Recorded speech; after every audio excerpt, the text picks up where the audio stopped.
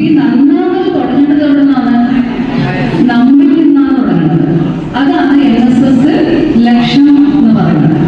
ആ പ്രസ്ഥാനത്തിലേക്ക് പുതുതായി കടന്നു വരാൻ ആഗ്രഹിച്ച ഇപ്പൊ എന്റെ മുന്നിലിരിക്കുന്ന എല്ലാവരും നമ്മുടെ ഈ ഒരു ചടങ്ങ് ഇവിടെ ആരംഭിക്കുകയാണ്. മനസ്സ് നന്നാകട്ടെ, മതമേതെങ്കിലുമാകട്ടെ.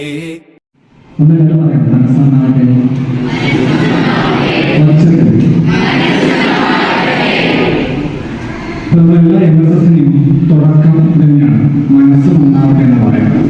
മനസ്സു നന്നാവട്ടെ, മതമേതെങ്കിലുമാവട്ടെ.